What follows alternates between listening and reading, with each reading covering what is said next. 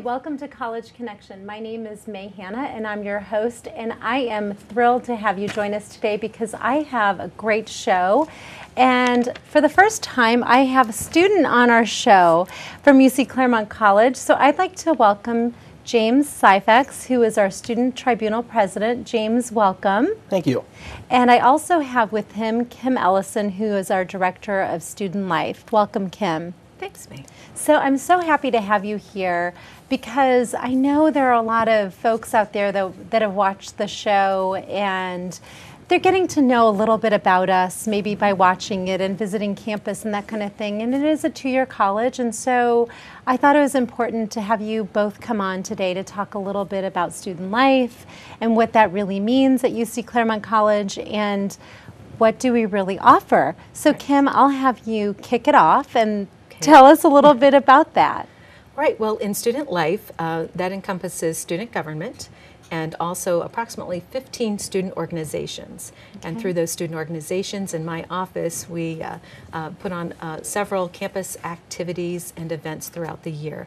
I'm also involved with athletics through student life department on campus. Okay, and speaking of athletics, how many organizations are involved or sports are involved in the athletic program? We have 6. 6. Yes, we have women's volleyball, men's and women's basketball, men's baseball, women's softball. Great. So probably more than our viewers anticipated. So there's student government and athletics and then all kinds of clubs and organizations on campus. Exactly. Great. And what are the ranges of the organizations on campus, just so our viewers can kind of get a little more in depth? Yeah, most of those are major-based. We'd like to see more interest-based. We do have a couple that are community service-based, and those are, we have a new startup that hoping to get that off the ground, and that's Rotaract, and that is a community service-based organization. Oh, great. So there is a variety. And then we have some social work and psychology organizations as well. Great, and I know that we also have a campus ministry, so it does range quite a bit in all the offerings that we have on campus. Right, we do have collegiate ministries, and we are about to have another Christian-based organization on our campus as well, which is Startup this year. Okay, that's wonderful. So James, tell us how you got involved in the Student Tribunal, and for those that aren't familiar with the word Student Tribunal, it's part of student government. Correct. It's the basically our campus's version of the larger student government organization throughout the university. It was actually through involvement in some of those clubs and organizations last year that I saw the opportunity to participate and interact in the larger campus picture of tribunal and student government. And so it is a great way to kind of enhance what I can do and what clubs can do to help promote student life on campus. Okay, and then, so not only did you get involved, but you went ahead and ran for the president's job. Correct. Okay. Correct. How did you decide to do that? You know, I saw it as a great opportunity. Last year I was involved with the psychology club. I was a leader in that organization and saw, you know, a need for leadership at the campus-wide level and took it as, like I said, just a great opportunity to help not just a small organization, but the campus as a whole, all of our students, and our university. Okay. And what are the goals that you have for this year? I know that's kind of a big question, but what are the goals that you have? We really want to this year bring student government and tribunal to life on campus, to let all students know, regardless of their program or their involvement in any activities or clubs, that we exist, that we are there for them. You know, without student participation in our organizations and our clubs, we really have no base. So it's to make students aware, and also for our transitioning students that will be moving to our uptown campus to work to create some connections to make them a little more comfortable with that transition as they move into the larger picture of the university. Well, that's great. I think those are ambitious goals, but I've heard great things about you and your go-getter, so I'm sure that you'll be accomplishing them this year. Yes. So, Kim, tell us, what is the most surprising thing you hear from students when they learn about opportunities for student life at UC Claremont College? First of all, that planning fun is hard work. Oh, okay. And getting folks involved. They don't realize that there is a lot of work involved in getting students to come to events and to promote each of the activities. Also, that it's a great learning experience. They don't realize that it takes a lot of work and teamwork and flexibility and initiation and creativity. All of those things come together in a different learning experience for them, and they find it a valuable experience that enhances their academic experience as well. Well, leading into that, why don't you tell the viewers a little bit about what an average student looks like at UC Claremont College, because they might be a little different than a four-year student at we call it the Uptown campus, but right. For the viewers watching, they might know it as the Clifton or the main campus. Right. Well, that's probably a bigger surprise, the type of student that gets more involved on our campus. It is usually our non-traditional student who is balancing work and school and families. But they want to have a full experience, so they go ahead and dive right in and get involved in student organizations. And most of those people, I don't know where they find the time, but they do. They're very well organized, and they really give it their all to be fully involved and engaged in all of those organizations. That's interesting, because the demographics of the campus are actually skewed higher to the traditional student. So you're saying that on campus, more of our non-traditional, meaning, you know, the 20-something to 40-somethings might be the ones who are leading the charge in that realm. That's true, and I think that is a surprise. You would think that the traditional students would take more of that role, but I think the non-traditional student is a little bit more mature and understands the value of that experience of getting involved, especially if there's a community service project involved with it.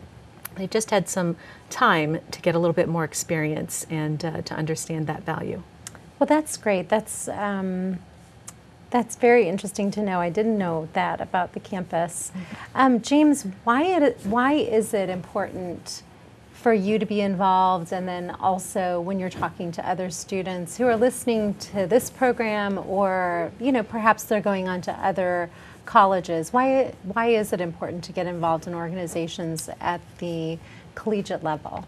Well, I think organizations on campus, especially those that are major or study-specific programs, really offer a great opportunity to grow yourself, not as a student, but also to make those connections, those professional connections, that as you leave the university setting, leave the college setting, you already have those connections in the professional world that you can fall back on and explore, as a degree-carrying adult.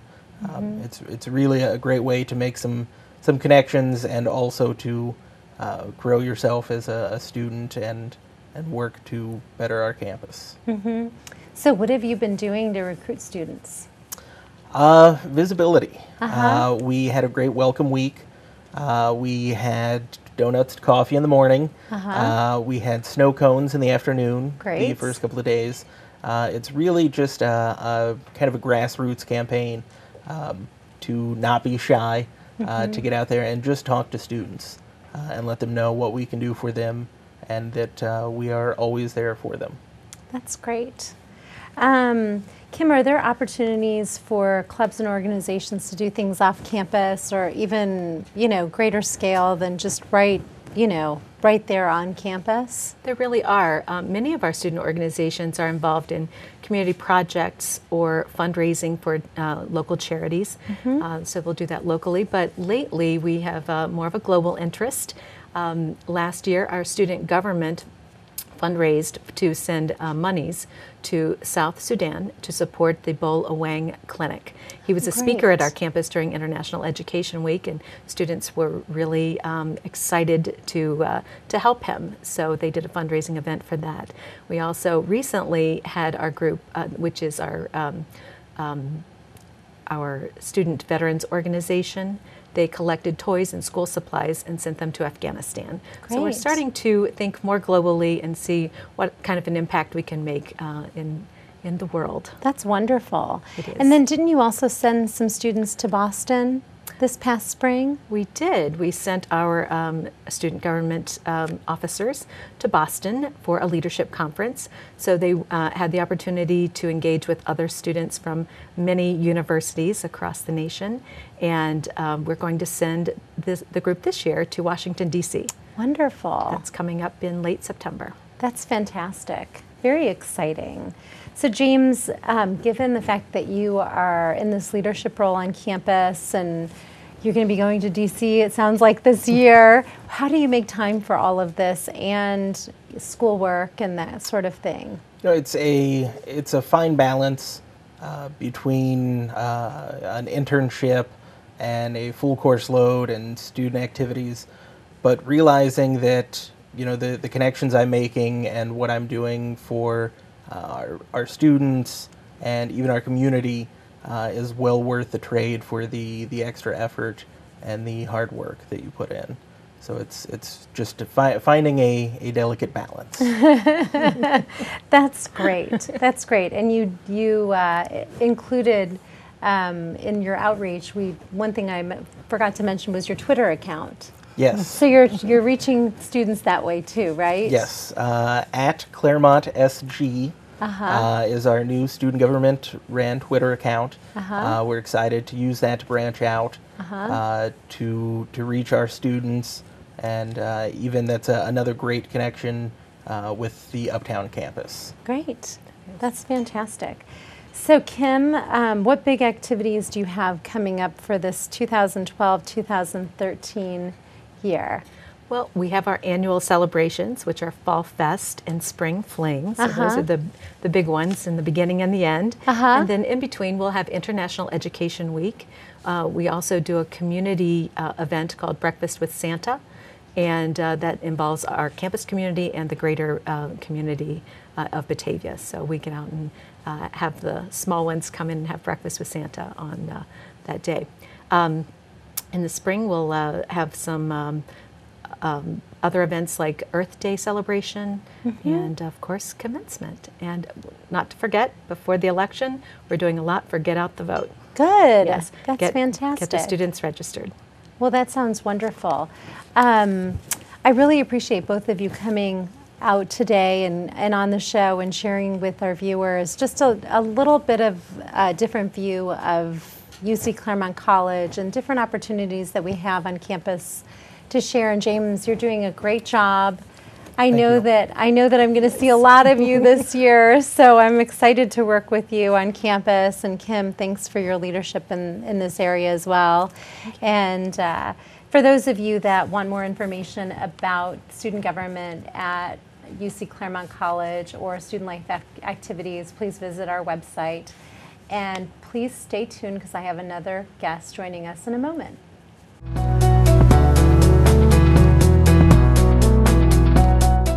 Hi, welcome to College Connection. My name is May Hanna, and as I promised, I have another great guest. I'd like to introduce you to Dr. Karen Lankish, a professor and program director of a new program at UC Claremont College called Health Information Systems Technology. It's definitely a mouthful, but she has a lot to share with us about this new program that just began this fall semester. So Karen, thanks for being on the program today. Thank you. And tell our viewers just a little bit about what Health Information Systems is. All right, the Health Information Systems program at UC Claremont is an associate degree program. With healthcare being one of the largest industries in the United States, there's been a demand for skilled and specialized employees in the field of healthcare. So this program will focus on the students will learn how to collect, they'll learn how to analyze, maintain, monitor, and report health data. Oh, wow. In addition, they're going to monitor health information to make sure that it's accurate, that it's complete, and that it is timely, up-to-date, and accessible for those that need that type of information. So would this be like somebody you'd walk into the doctor's office and they would be someone that would be there at the door getting the information, or is this completely different than that? It's a little different than that. It's Okay. going to be a person behind the scenes, so it will Okay. not be direct patient care. Oh, okay. So they're going to be managing our data, the health data. Oh, okay. Interesting, because most of us sort of think in those terms when you walk into the doctor's office. There's someone who's just collecting all of that data, but there's someone who's probably behind the person collecting the data. That's correct. Okay. Yes. All right. That makes more sense. And this is a fairly high demand program. It is. The Bureau of Labor and Statistics have expected this particular career field to grow over the next 5 to 10 years by 20%. Oh, wow. In addition, the Region 5 job outlook for Southwest Ohio has predicted that in this region, there'll be a 26.4% growth rate. Wow. So. Well, that's definitely something that our region needs, and it's great that it's being complemented by the program at the college. Describe some of the curriculum that you have in place now at UC Claremont for the Health Information Systems program. The curriculum is based on the current competencies that have been outlined by the American Health Information Management Association. Okay. And so the curriculum includes courses in health informatics, health information, coding and reimbursement. There'll be courses that focus on privacy and confidentiality, as well as release of information. Students will be taking coursework in statistics, organization and supervision, Okay. as well as a variety of other business and IT courses. Will this program seek accreditation? Yes, we will be seeking accreditation with the Commission on Health Informatics and Information Management Education, which is located in Chicago, Illinois. Oh, great. I know for a lot of folks out there that's very important, especially in the health field, Yes, it is. to have that kind of accreditation. I sort of got ahead of myself, but what kind of careers could one expect if they were involved in this new program? So there's a variety of ways. The curriculum is very versatile, so it provides graduates with a variety of options. So careers in maybe electronic health records implementation, or credentialing specialist, or a documentation specialist, or a clinical informatics coordinator, or it could be a coding manager or a medical office management as well. Great. And what types of certifications can graduates take upon completing this program? Well, once our program is accredited, then students would be able to seek, upon graduation, the Registered Health Information Technology certification. Okay. And there's also additional coding certificates that a student might want to seek, and those would be in it's called a CCA or a CCS, and those are certification exams that the students can take through the American Health Information Management Association. Okay. And so if you have a student that they know you because you've been teaching at the college for a long time, and they come up to you and say, "Hey, Karen," or "Dr. Lenkish, I'm interested in this new program. Would I be a good candidate for this program?" What makes a good candidate for this program from your perspective with students that you see every day? Students that want to be in healthcare but do not want that direct patient care. Okay. Students that are detailed oriented and have an interest in business and information technology as well as healthcare. Oh, okay. So do they need, you said detail oriented, do they need to have a strong math background, a strong science background, or are those things important but not as important if they go in as if they would go into like the nursing field and some of those other fields? Right. It is helpful to have a strong background in those areas because they are going to be taking statistics as well as allied health intro to A&P course. Oh, okay. But it won't be as the level of a nursing student. Okay, so they don't have to worry about like physiology and some of those other courses that maybe throw students off? We do cover it, but again, on more of a intermediate level, Okay. not a mastery level. Good. That's definitely, I think, probably helpful for some students who want to have some different options, interested in the healthcare field, but don't want to have to get into some of the nitty-gritty of the science, and maybe that's just not their interest. We want to make sure we have things for everyone. Right, right. Where would students work when they graduated from? I know from UC Claremont, we talked a little bit about this already, but where would some of the alternate places be? So once again, in addition to the variety of career paths, there's also a variety of places where students can seek employment, including hospitals, physician offices, also behavioral health facilities, home health agencies, rehabilitation centers, pharmaceutical companies, even insurance companies and law firms, and also health vendor companies are seeking these students. Very interesting.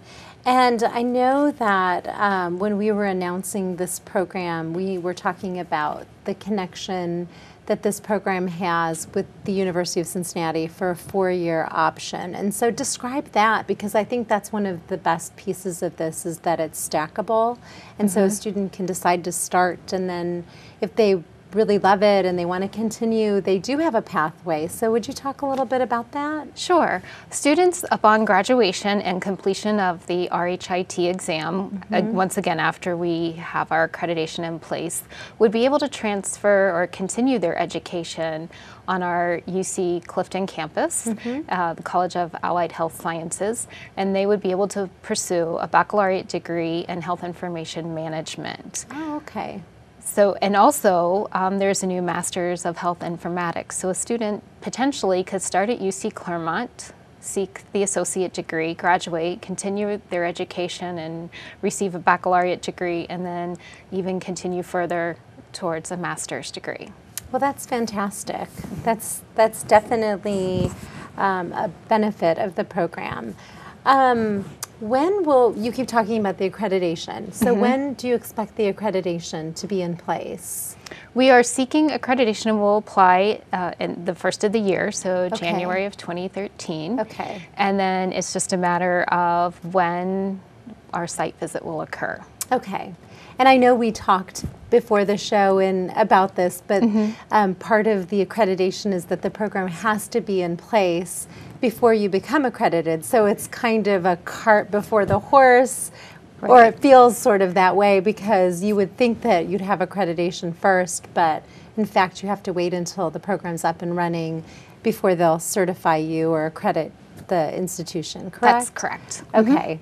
That's what I wanted to make that clear, because maybe if some of our viewers are listening, they might think, well, why isn't it accredited Right. already? Or what, why do they have to wait for that? So I think sometimes that seems a little kooky to the average person, but I guess there's a rhyme and reason to everything. Yes. And so how would an interested student apply to this program, Karen? Well, a student would submit an application, which is available online at the ucclaremont.edu website. Okay. And they would apply for the HIS, or Health Information Systems Technology program.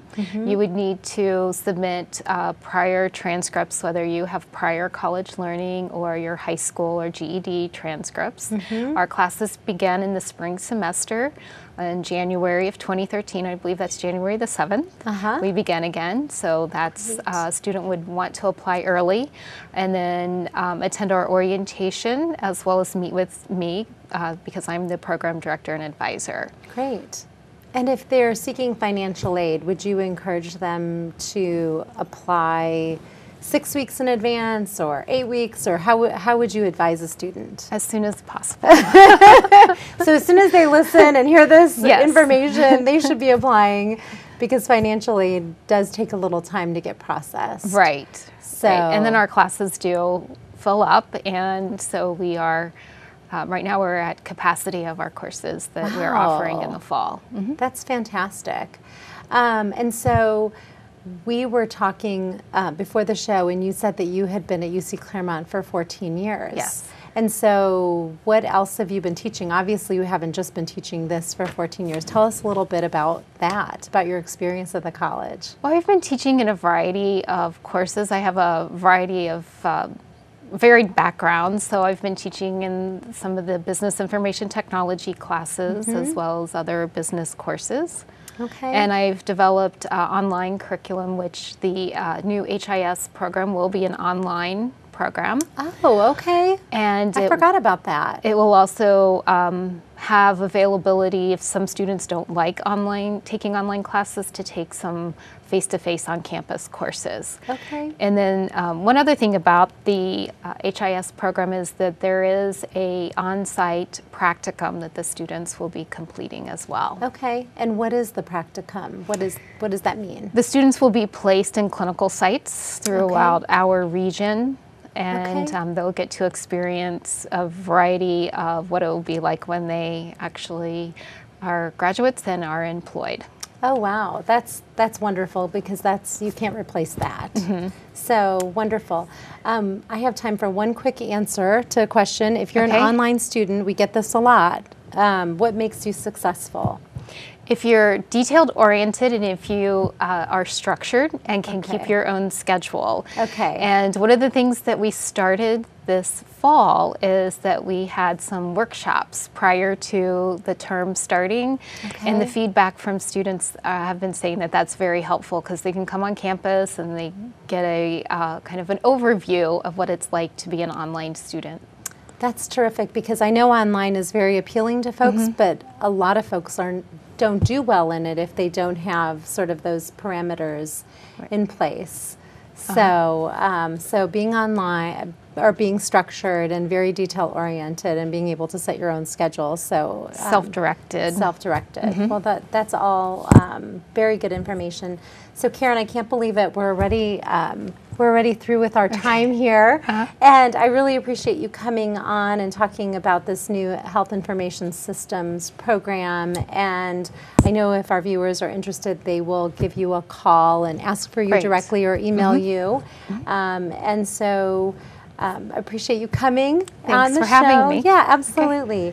And we really appreciate you joining us here at Anderson Community Television. And on behalf of UC Claremont College, I hope that you join us next time.